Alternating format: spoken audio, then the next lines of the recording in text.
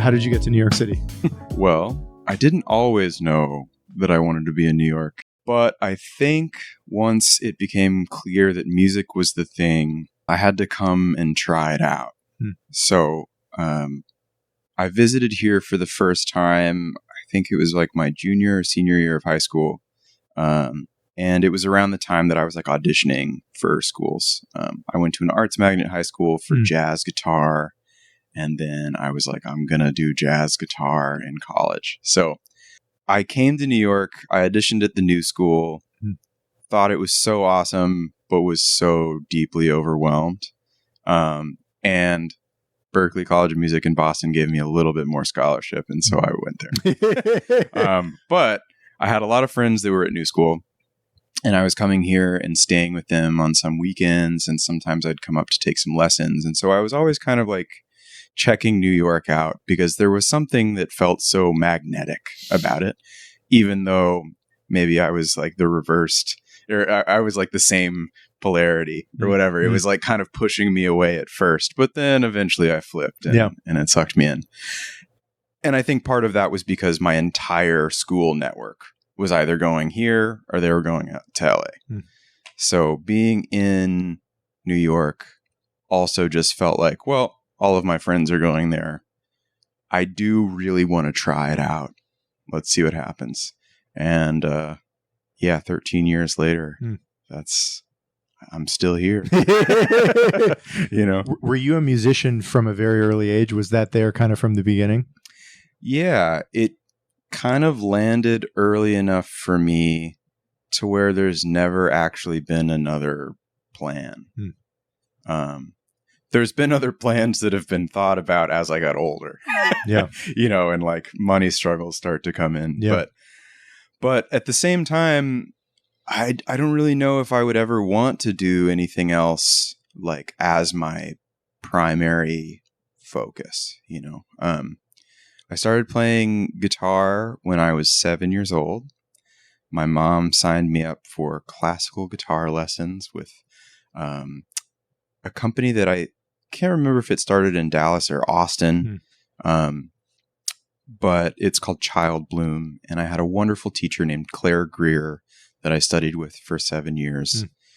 And when I auditioned for the Booker T. Washington High School for the Performing and Visual Arts in Dallas, I had to learn some jazz pieces. And so Claire recommended another teacher to me to help me get into jazz. And this other teacher, Nick DeGennaro, he helped me like start to improvise a little bit and understand just kind of the basics of, this is jazz kind of, and check it out. You know, you have to learn a couple pieces. So I'm going to teach you some very specific ways of playing so that you can get into this school. But it kind of opened this world of like, oh, this thing, this improvisation thing that I've kind of been doing my whole life, I now have like vocabulary for. There's actually like a way of defining what it is that I'm doing. I'm really excited about that. And I stopped studying classical altogether and just like went full jazz. That being said, I was also like checking out metal and I was checking out punk rock, and I was, you know, my dad was like really into blues. And so I was listening to blues constantly, like Lightnin' Hopkins and Muddy Waters were always on. My dad was a high-end audio salesman. Wow. And so I grew up listening to like really nice audio systems. When I would go visit him, he lived in Austin. My mom and I lived in Dallas. And so, I was just around music. My grandmother, who she passed away this year, but is still my best friend, was like obsessed with Rachmaninoff. And so she was always playing Rachmaninoff when I was really young. I grew up around music. None of my family plays really. My grandmother, I guess, played classical piano growing up, but she was way too scared to ever play. Like I never heard her sit down at the piano and really play. But music was always around, and I was always using that as kind of my escape whenever things would get challenging. Like I would just sit down and play, and especially when I started getting really into improvisation, I would just sit and play for hours, and at the Arts Magnet High School, a lot of my classes were music classes. I was in the jazz ensemble, the jazz combo there. And I was in what they called the MIDI ensemble, which is, now that I know a lot about synthesizers and MIDI, like the MIDI ensemble is a really funny name, because it was essentially like a jazz fusion ensemble or something. But there were 6 keyboard players. So, that was a really fun band. And there was a guitar class, and I had a practice period, and I had a composition class where I was composing music and learning how to use composition software. And especially when high school hit, it was just like, well, there's nothing else that I want to do. You mentioned that there was that kind of all your eggs were in one basket. You were going in one direction. Did you have support internally and from your family to go in that direction? Yeah. I know that you interviewed my friend Nolan, and I remember him kind of saying as well, he had full support from his family, and I was lucky to have that. My mother is a visual artist, but when she had me, she realized that her master's in fiber arts wasn't going to be enough to support me, especially as a single mother. So, she ended up going into like user experience design for websites eventually.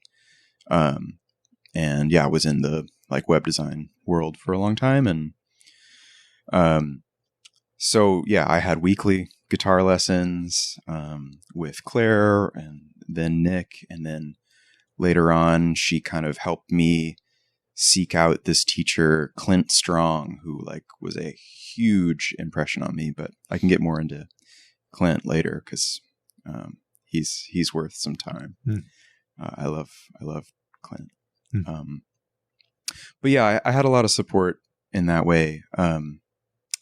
My grandmother also we spent a lot of time together in my childhood, and she was always so excited and like really wanted me to pursue music. And I think my mom did as well, because she never got to experience it, but it was a different kind of support. My grandparents on my father's side were the only ones that were kind of like, I don't know about this music thing. But once I got here and I was like making it work somehow, they were really supportive too before they passed. Could you tell relatively quickly that you had some natural ability? I know it sounds like you worked your ass off as well, but was the talent there too? I think the ability to lose track of time playing is more so what I possessed. It's a good sign. I think, and therefore the interest, right? Yeah. Sure, maybe I had some natural ability, but I think I also just thought it was great. I just thought it was cool. I just liked doing it. I think I was also driven by competition, and that made me work harder when I was younger. I don't feel that so much now, luckily. 'Cause I think that's not good energy. But it was a nice little push when I was younger. I wanted to like be better and get good, and all that stuff. And now I'm kind of like, well, I don't know. Everybody's kind of got space in New York. I don't personally feel competition in New York at all as a guitar player. There's, some gigs that like, friends get or something. And I know that I would also be a good fit for it, but I'm just stoked for them at this point, We all kind of find our path, and New York it's such a challenging place to make things happen. And so if someone's like making it happen, I'm just stoked for them, I'm getting enough work to make it happen. And sometimes there's more than others, but yeah, that's part of what makes it exciting too. Yeah, there's a big pie here. There's a big pie, and I think everybody can have a slice. You talked about going to Berklee in Boston. I'd love to hear about that application process and what it was like to be there for those however many years you were there. Sure. So Berklee in Boston originally was not a top choice for me. It felt too open-ended. It felt like it wasn't focused enough. But because I was already in the Northeast and I wanted to audition and check things out in person to really know like where I was going to be, a friend of mine from high school named Kelton let me stay at his apartment, and my mom just like booked a flight for me for my audition and to come out and check it out, and maybe partied a little more than she knew about at the time. But I also was so grateful that I got a chance to really be there because it changed my mind entirely. When I was there, I met so many cool people. There were already students there, and I was like playing with them. And, Berklee, like the people that end up going there, there's kind of a wide range of, skill level. Like there's a lot of people that can like just afford to go there, to speak bluntly about it.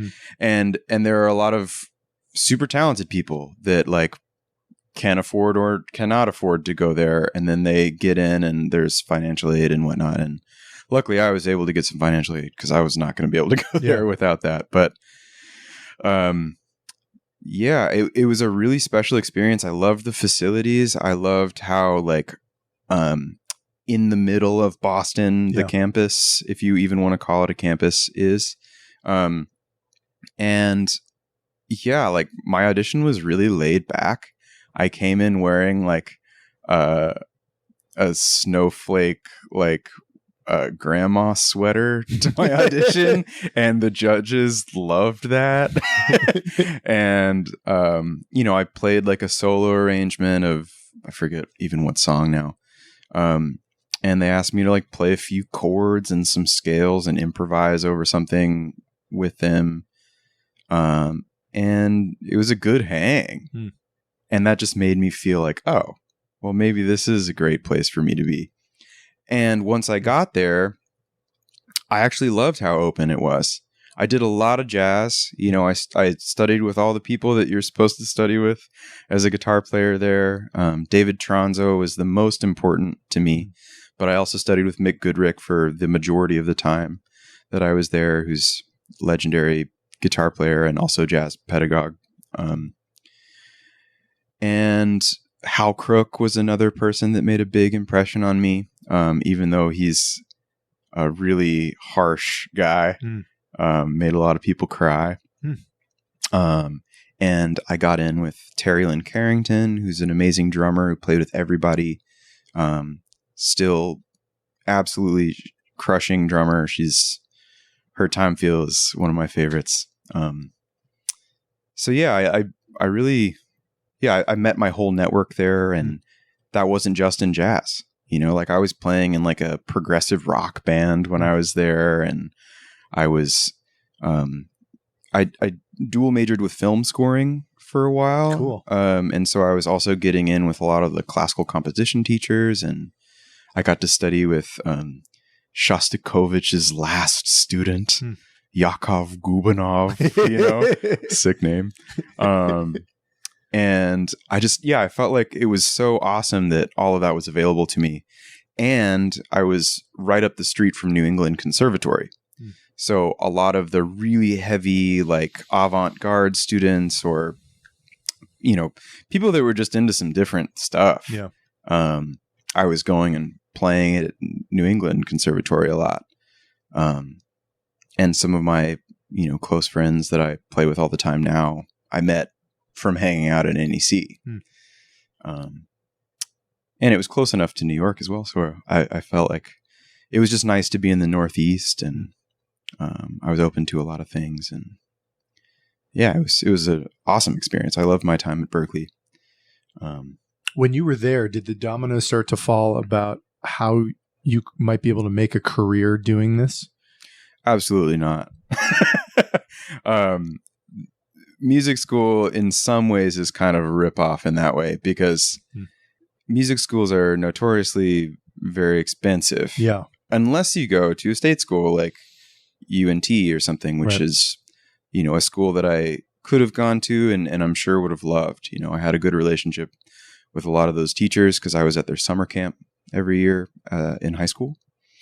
But the teachers, the whole thing with like jumping into the music world as a professional, it really has a little bit to do with how well you play and how like professional you are and everything. But really it's about who you know.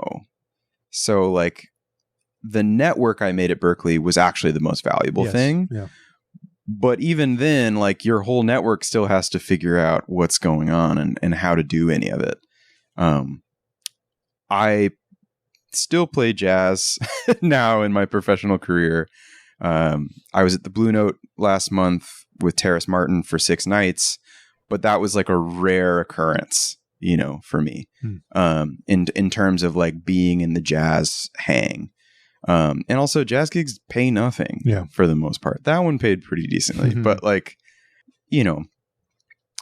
I mostly make money from playing with pop artists or playing as a session musician on records. And so I got into like producing and audio engineering like 6 years after Berklee. And that's kind of become like a big part of my thing now. I mix people's records, but I have no training, in like from school in that. It's just something you pick up because one, it saves you a lot of money to be able to mix your own stuff when you're working on it. And, music school for me, at least, did not prepare me at all for what my professional career looks like now. But it did provide the people that ultimately have set up the opportunities that I've been lucky enough to have. So we talked a little bit about you coming to New York. I'd love to hear if you remember about the decision to finally decide it's time to move here. And then anything else that you want to share about how you survived in the initial years, probably before you realized that there were these other lanes you could go into to generate money, what you did to survive. Yeah, man, I feel like all of my friends and I have had some crazy odd jobs. Yeah. Well, before I get there, moving to New York from Boston, I was just so ready to get out of Boston because it's such a transitional city for people. It's a huge college town, right? So there's tons of universities there. So the population's changing out constantly. And so by the time, I had a couple extra credits that I needed to finish up at community college the summer after I technically graduated. And all of my friends were already gone. You know what I mean? So it was kind of like, okay, I could stick around Boston. Like there's a few people I know here, but really everybody I'm close with is in LA or they're in New York, and LA always turned me off. So I was excited about getting to New York ASAP. And so September of 2013, I moved to New York. And I think my first job was not far away from where we are now in Williamsburg. I was working at Smorgasburg. Of course. Oh yeah. Yeah. And I was on a truck that sold, it was called Jack's Ched Bread, not around anymore. And we sold cornbread and corn dogs and chili. And I got to take whatever was left over home with me at the end of the day. And it was the only like paid work I could get. So every weekend I was working 2 12-hour shifts. I had to get there at where the truck picked up all the equipment. I forget exactly what time it was, but yeah, I was there from basically like 7:30 to 7:30, every Saturday and every Sunday, doing dishes and helping to load the truck, helping to load out the truck, selling all day, and then like doing it all again at the end, like loading everything back up and then coming back the next morning. And it was intense. And then I also worked at a Australian savory pie shop that like me and my roommates like all worked at one point. That was a crazy situation. I would be there until 4 a.m. And then the new museum actually was the first thing that helped me kind of get on my feet. There is this Icelandic installation artist named Ragnar Kjartansson. And he had a really out piece called Me, My Mother, My Father, and I. And if you look up Ragnar's work, a lot of it is this like endurance-based thing where he'll get musicians often to play the same song on loop for hours and hours and hours. And I did the same 3-minute song on loop for 7 to 10 hours a day for 2 months, 5 days a week. It was insane, man. I was one of, I think, 10 guitarists that were like playing and singing all day. And the weirdest part was the bass player from that band, Sigur Rós. Yes. Icelandic band. Yeah. Everybody knows each other in Iceland. Everybody's related in Iceland. Yeah. These are Ragnar's words. But he wrote this piece of music based on the dialogue from this 1970s murder mystery that Ragnar's actual parents starred in together. And they weren't together yet, but there was a sex scene between them. And that scene was projected on this like 2-story wall, and we were singing the dialogue essentially to the scene. And like the line, I can remember my friend Kenji just screaming these words, "Take me by the dishwasher," like over and over again, every day. And it was crazy. It did not pay enough, but I made some great friends there. A lot of them were Berklee guitar friends, but I also made some new friends outside of that I'm still in touch with. It's a big bonding experience, as you could imagine. Yeah. We also had a fridge full of beer that we could drink as much as we wanted. Probably helped. It did help. I'm not a huge drinker, but a couple beers helped to pass the time for sure. Some of us were just like in our underwear. We got really close. But yeah, that gig gave me a little bit of cushion for the first time. And then I also like worked as a dog walker after that for a little under a year. And I think that was the last like job I had. Everything else has been playing since then. Playing and now producing and audio engineering. I run a recording studio now. And I tour with artists and I play on people's records and I play live shows and all that. But, it took a while. That was like the first 3 years or so that it took for me to really start getting on my feet here.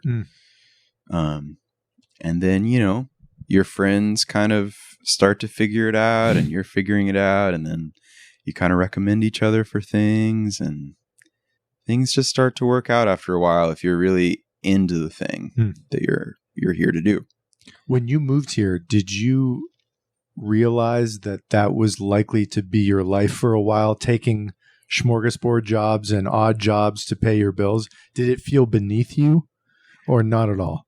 Man, I don't even know what that means necessarily, because we've all got to figure out a way. Totally. So I didn't feel like it was beneath me. I thought it was a fun social experiment. It was hard. It was really hard work. I loved being a dog walker. That wasn't that hard. Maybe like physically it was challenging at times because, you know, rain or shine or snow or whatever, you know, we get all the seasons here in New York heavily.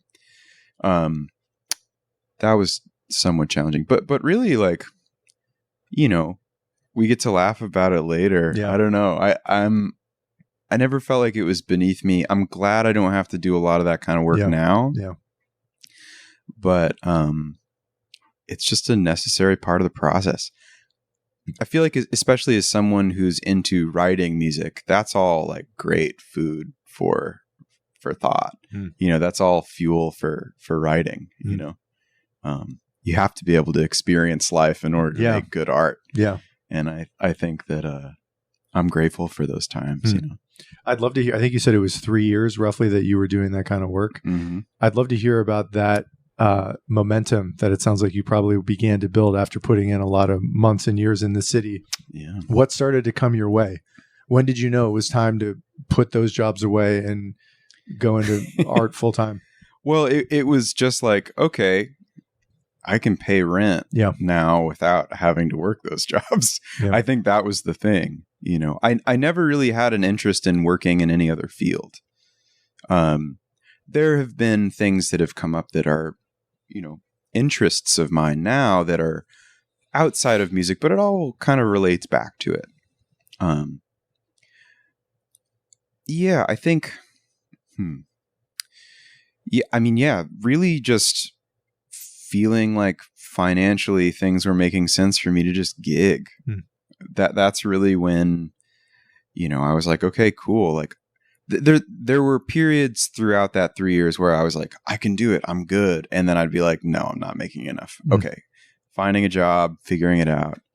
But yeah, I think once I started to be able to pay my bills without having to work a job outside of just learning people's music and playing it, I was able to just kind of stick with it for a while. I forget the specific year or time when that happened, but I think I did a really awesome trip. I think it happened before this, but something that really helped to cement it was in 2017, my band that is kind of on a indefinite hiatus right now, Childish Japes. We flew to Australia and New Zealand. Our drummer, JP Bouvet, who's like incredible drummer, my best friend, and big drum like pedagogue. He has a whole website and social media campaign and everything. He has like people working with him and investors and everything. Cool. Now. It's like he's a big drum guy. He set up this tour for us and recording sessions throughout the process. And we like went over there without having like a completed record of music. And we toured around Australia. He was able to guarantee us with all the drum clinics that he set up to help support things, like $1,000 for each for a couple weeks. You know, not a lot of money, but at the time I was like, hell yeah, dude, let's go for it. And that experience was like, I think in some ways really pivotal for me. You know, I went to a place I had never been before and played shows with new people. They were excited about the music. We wrote a record as we were touring, and then at the end, like, recorded all of it. And then that record ended up being the record that people knew us for. It's called Salamander. It was the second Childish Japes record. And I got back from that and I was like, this is such a powerful thing. Music is, you know, I mean, I was in a place where everybody spoke English, but it was like this very deeply connective thing, like playing and improvising with and for a bunch of people that didn't know me at all. There was no connection. And then like it became an instant connection just because the music was speaking to people.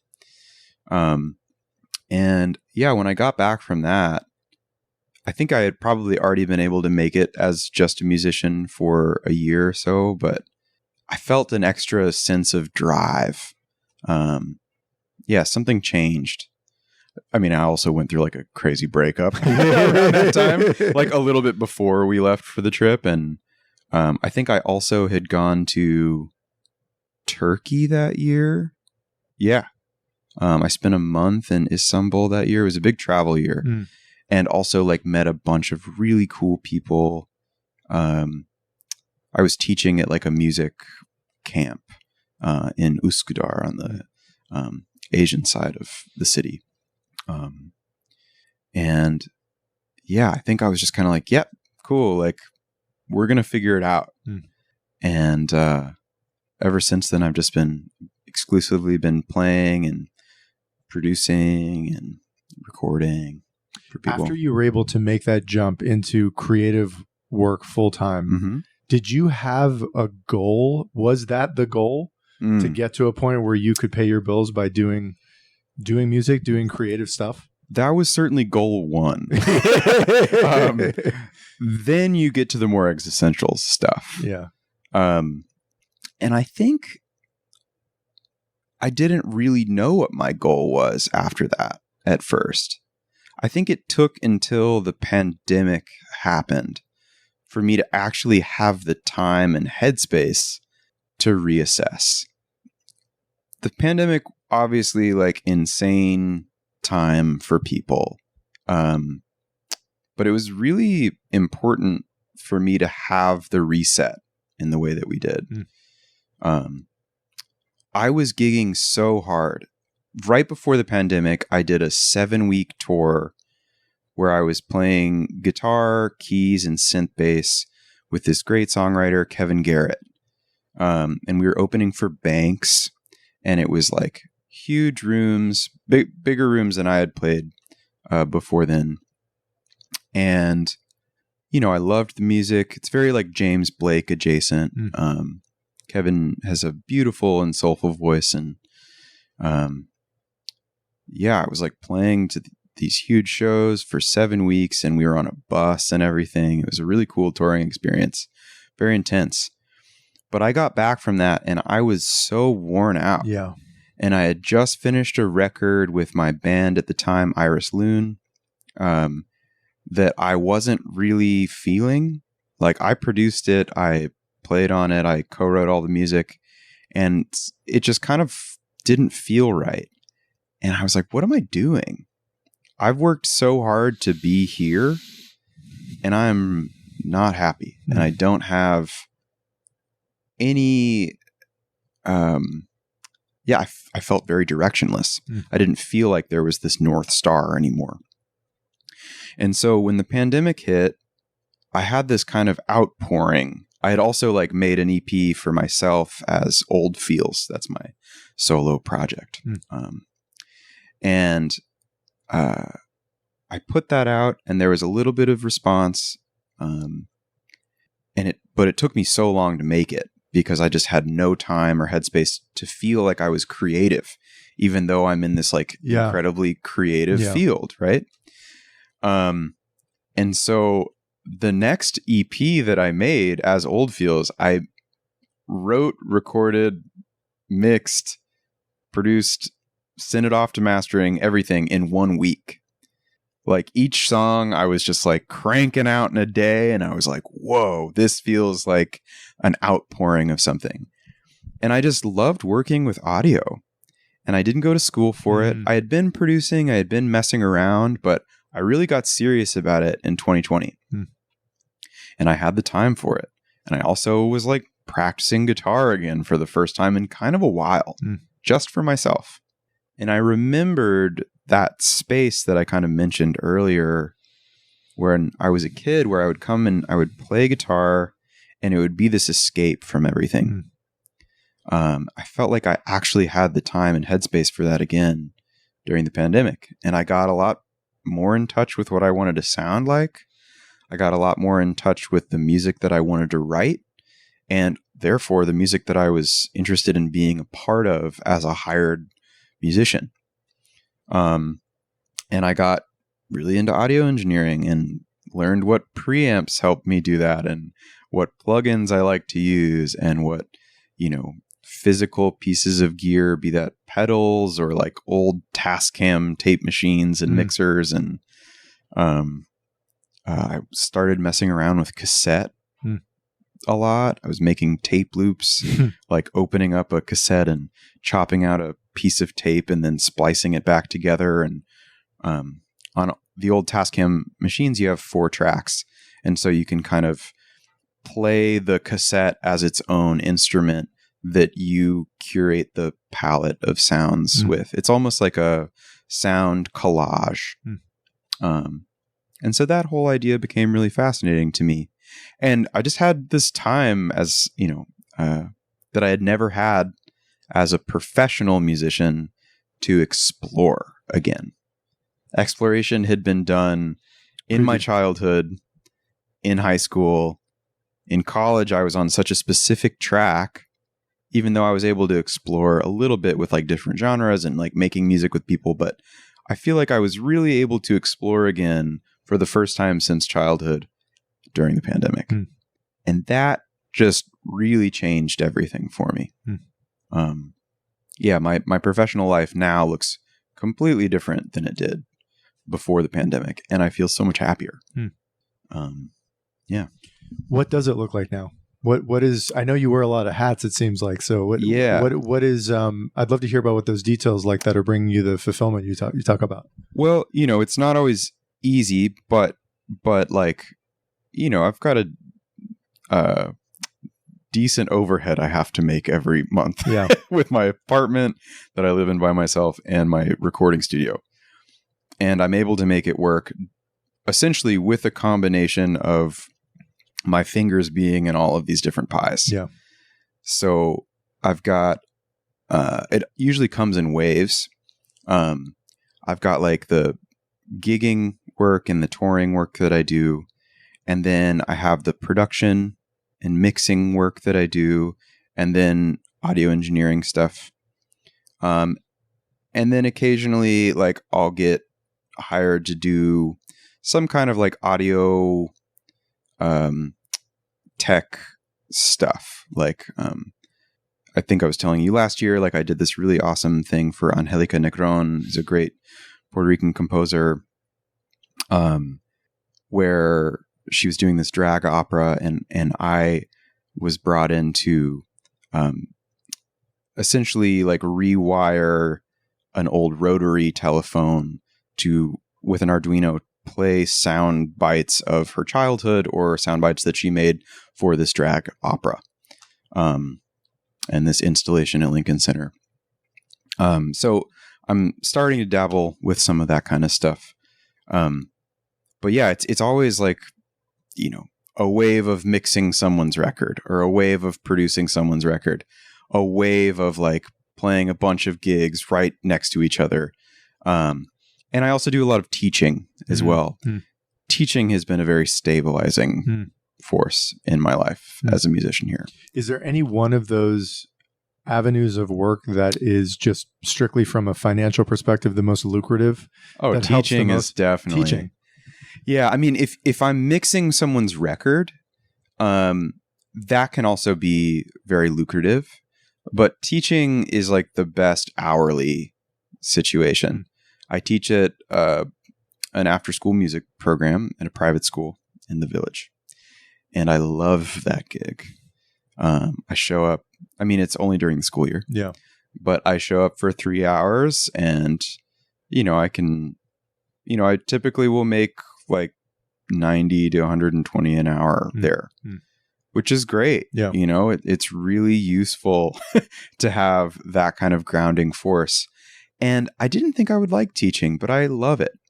I love being around kids. It's such a good energy and it's refreshing. I've done a few kind of collaborations. I used to work with the Theater Development Fund, TDF. Yeah. Where we would go into like middle schools and high schools and their theater programs. And I would like on the spot write songs with kids. And that was kind of my introduction into working with kids for real. And I really loved it. I had so much fun. It reminded me of like that joy that kids can experience with the opportunity to be creative. And so I was really grateful. A friend of a friend kind of brought me into that. And I didn't get to do it that often, but a few times a year I would go into these schools. And TDF was a very good experience for me. And then when this teaching gig came along, it was so wonderful to get to work with kids more regularly. And be kind of their introduction to music. I don't get to work with kids that are really advanced there. I have several like students that come to me through, seeing me play out in the world or hitting me up through Instagram or something. But usually those students are like the most advanced ones. It's just a one-off kind of thing. But I have, several adult students that I teach pretty much every week. And I have a great relationship with them, and some of them are starting to get pretty advanced, which is cool. But I love being that like introduction into music with kids. It's special. That's cool. You were talking earlier about a man, I think his name was Clint. Yeah. I want to give you some space to tell Clint that story. Strong. Clint in high school really changed the game for me. I had these like awesome teachers before him, Claire being like one of the most important ones. But Clint, he almost felt like that cool older brother or like the cool uncle or something. Clint Strong is kind of a known unknown. He was Merle Haggard's guitar player for years. Growing up in Texas, country music was always present. It wasn't always my favorite thing. But Clint was an insanely good jazz guitar player, like bebop king. And he played with everybody. There's this saxophonist, Marshall Ivory. There's a long Dallas lineage of jazz musicians. Red Garland, who was Miles Davis's piano player for a long time. Cedar Walton, same thing. Those were two like heavy hitters from Dallas that were like major names in the world of jazz. Marshall Ivory was a saxophonist who was in Art Blakey's Jazz Messengers. And Clint was playing with Marshall. And I remember going to see them at the Salmon Center. I actually don't know if that's still around in Dallas. But it was an incredibly important concert for me because I was like, who the hell is this guy? I had never heard anybody play jazz guitar like this. He was playing like a sparkly, golden, solid body guitar and just ripping, like constantly. It didn't matter how fast the tempo was. He was pushing the time. He was so on top all the time. And his vocabulary was amazing. And I just instantly fell in love with his energy and his playing. And my mom helped me figure out where he taught. He was at some music school way out in Fort Worth. And so she booked a lesson with me there, and I went and I played some tunes with Clint, and he said, all right, man, we don't need to be at this music school. You need to start coming over to my place. And so I think it was probably a little bit more expensive actually to study with him at his place. And I had to drive out to Arlington, Texas, but it was a hang. Clint, this is the like older brother, you know, cool uncle thing. I would go over to his place on a school night. It would be like a Wednesday or something. I forget the exact day I was studying with him. And I'd get there. We'd play a little bit. We'd put our guitars down. He'd take me out to dinner. We'd go get food. We'd talk. We'd listen to records the whole time. I would hear all these stories of him with Merle or him playing with all the greats, you know, life stuff, you know, anything we wanted to talk about. It's way more than just music. And I'd come back to his place and then we'd play for another couple hours. I was paying for like a 1 hour lesson, but I was there for 4. Wow. And he was, I think, also really in need of it. He was in a bit of a transitional time. I didn't realize it so much as a kid, but, I think he was, going to see a parole officer every week. And I think he had some drug charges or maybe like DUI kind of stuff going on. He was, an interesting cat, but such a warm and wonderful person.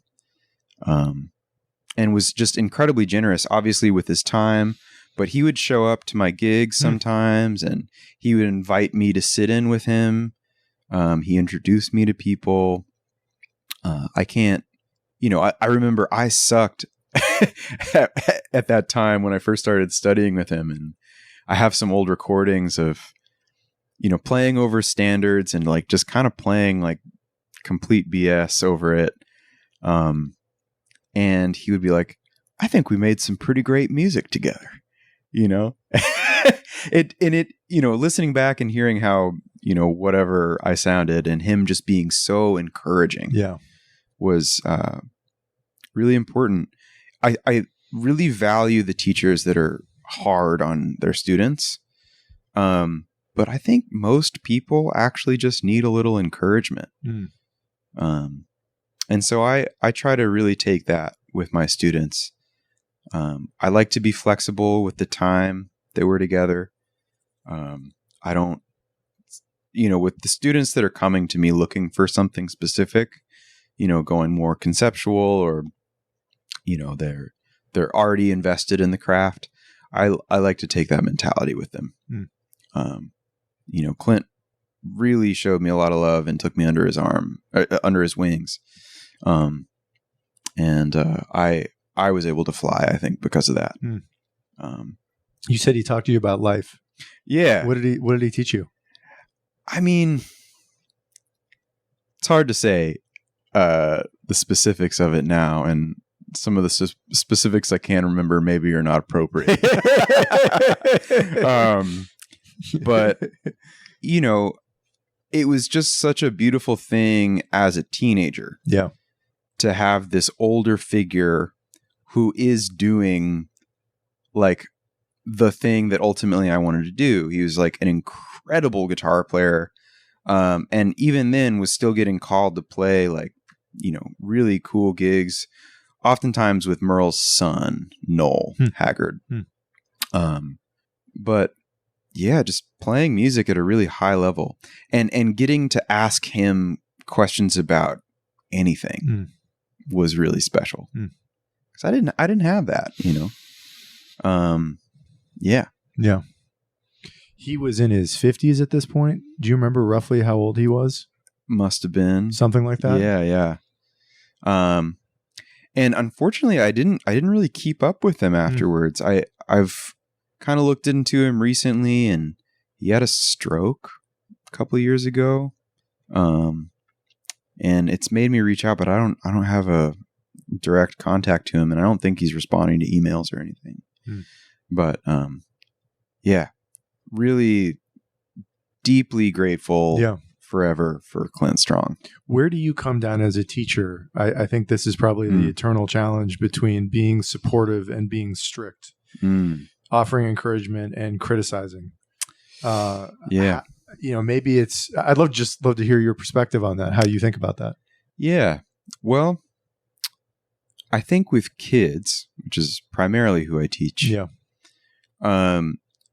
I teach kids that are all the way from like 5 years old up until 8th grade, so like 13 sometimes. And sometimes there's like a disciplinary aspect when you're working with kids like that. But the main purpose for a music teacher with that age range, albeit pretty wide, but doesn't matter. That whole age range that I work with primarily, it's all about just making music fun. And I try to think about what music meant to me at that time. Yeah. Because I wasn't at the Arts Magna High School yet. I didn't have the jazz band director at Booker T was a real asshole and not the most encouraging. And I needed that too. I don't want to give that man any praise, but I did need a little bit of that harshness. But really, like, Claire Greer is the teacher that I try to model myself after. My first classical teacher, who was just deeply encouraging, but also like strict about making sure my approach was right so that I could be more free. The only reason that, like, quote unquote technique exists is to make the process more efficient. So I try to make sure that my students have a good foundation technically, but also just have a good foundation of enjoying the craft. Because ideally, you're going to come back to this thing, this art that you're making for the rest of your life. If it's something that you're stoked about, if it's something that you enjoy doing, there's more of the opportunity for that to happen. I, maybe more than most, have such a difficult time doing things that I don't want to do. For sure. You know, and if you can make the craft something that you just want to do because it brings you joy, then you're going to get good at the instrument. You know what I mean? Yeah. The two play into each other. So I think that's the main thing I try to focus on with my kids is I try to make it creative. You know, I have my own approaches that I use with them that, you know, I don't have to get super specific on right now, but I do think the main thing is just being able to, like, feel some sort of freedom when you're playing.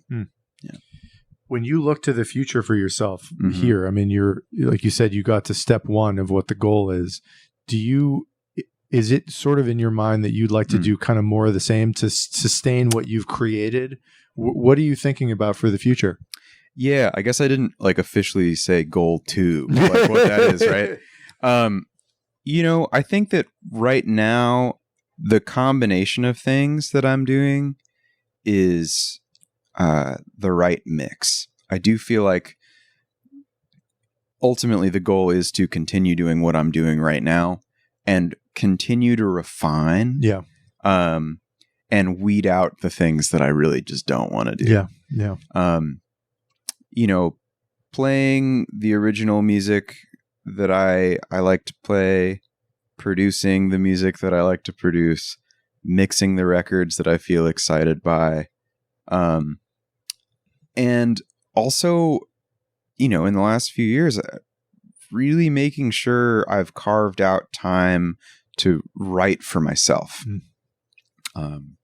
I have a record coming out this year, and 2 days ago I did, like, a live video shoot for some of the songs, and I had never done that before. I had never, like, hired my friends to be a part of, like, a video that I'm putting out for myself. So I'd love to make sure that those things are all happening at the highest level as I move forward. I don't know if I'll be in New York forever, but also I have a hard time imagining where else I could do what I'm doing now in this way. There's some other candidates, but have you ever been close to leaving? Yeah. So close to leaving last year. Really? Yeah. I was living with a partner and we split. And my overhead went way up. And I've always had this affinity for Minneapolis. I have a lot of friends that are there. I have a strong network there that I'm regularly in touch with. They come and stay with me. I go and stay with them. We set gigs up for each other. And I was like, well, maybe it's the time, you know? But then some cool opportunities started happening, and, you know, New York can be like a toxic relationship as well. It really, you know, it beats you down, but you keep coming back, you know? Yeah, last year I had a really cool opportunity to play for the American Civil Liberties Union, which organization I really stand behind. Yeah. And I was in the house band to play for this big fundraiser at Pioneer Works, and I got to play with Sheryl Crow, and I got to play with St. Vincent, and I got to play with Maggie Rogers and Monrovia and all these really cool artists that, span a pretty wide period of time and influence on me. And I was like, yeah, New York's pretty great. Like where else? For sure. Maybe LA, but like I don't like it there. So yeah, I was kind of like, okay, this is awesome. And yeah, I'm in another relationship now that I'm very happy with. And my partner is she's studying to get her degree in clinical psychology, her doctorate up at City College. And so she's got another 4 years. And I'm also feeling kind of like,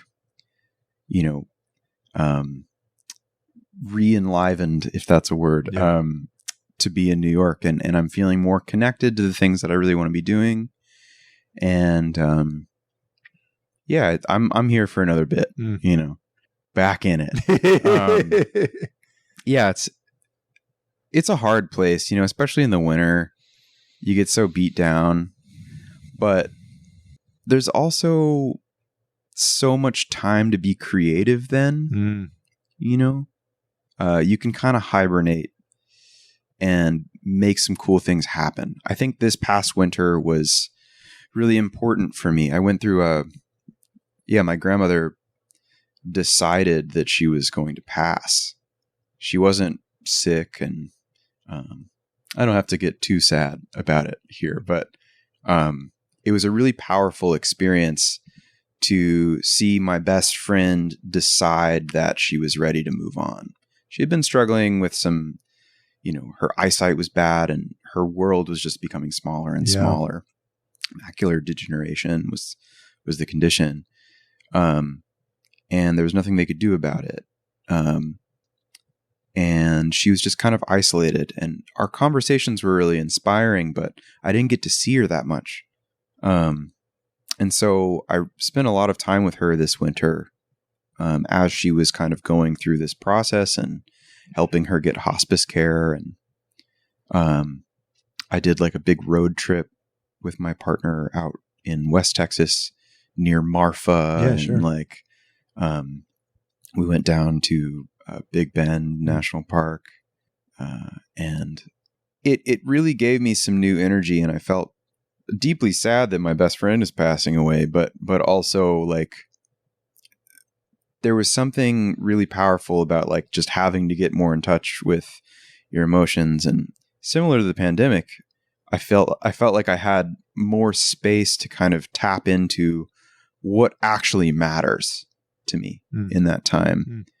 And, winter in New York is sad enough. Like it's rough sometimes, man. But that helps you get more in touch. Like, I don't want to be like happy all the time, because then happy doesn't mean anything. We all need contrast. We all need that in everything that we do, be it the way that we approach music and composition and improvisation, or, the way that we move through life. Music, I feel like, has always kind of, like I was saying, it's that safe space that I always come back to process and to kind of get away for a while. But it also is a reflection and like a teacher itself into how to move through life, I think, like conceptually speaking. And I need that reset period in the winter, even if I get depressed, because it makes the spring and the summer so much better. Yeah. As soon as we get that first day of sunshine, when winter's ending, it's just this incredible euphoria. Yeah. So well said. I'd be remiss if I didn't ask you who your favorite musicians are, dead or alive, people that you just keep coming back to that you think are amazing. Well, on the guitar, huge fan of Jimi Hendrix. Huge fan of Alan Holdsworth. Huge fan of George Benson. Huge fan of Blake Mills. Huge fan of Lightnin' Hopkins. There are many other guitar players. Clint Strong. Yeah. Gotta say, I still listen to Clint and I'm like, damn. He has a record with Marshall Ivory, Joey DiFrancesco, who passed away a couple years ago now. Also, unbelievable organist, and lesser known as a trumpet player, but also incredible. Just multi-instrumentalist. That man was pure genius. And Andrew Griffith, amazing drummer in Dallas. They have a quartet record out that's kind of harder to find, but there's some clips on YouTube of it. And I still listen to that record and I'm like, damn, these guys are swinging, man. Yeah. And Clint's really, he's ahead of the pack in more ways than one. Such a monster player. I mean, I am a huge Herbie Hancock fan. I'm a huge Haruomi Hasano fan, Japanese multi-instrumentalist songwriter. I'm actually going to get to see him for the first time this year. Really stoked about that. Paul Simon, of course, you know? Yeah. Let's see, who else? Robert Fripp, another huge influence on me, and Brian Eno, especially the stuff that they did together. Yeah, wow. I'm always going through phases. I don't listen to a ton of music at certain times of the year because I'm taking in so much music that I'm working on for other people or learning, for other people. But those are the artists that I'm always coming back to. Yeah. For people who live in New York or visit New York, what in your mind are the must-visit music venues? Where do you love to watch music, to perform, or to see? Yeah. So, let's see. Unfortunately, some of my favorite venues are not around anymore. Last year, we lost the Owl Music Parlor in Prospect Lefferts, and that was such a sacred space for me. I loved it.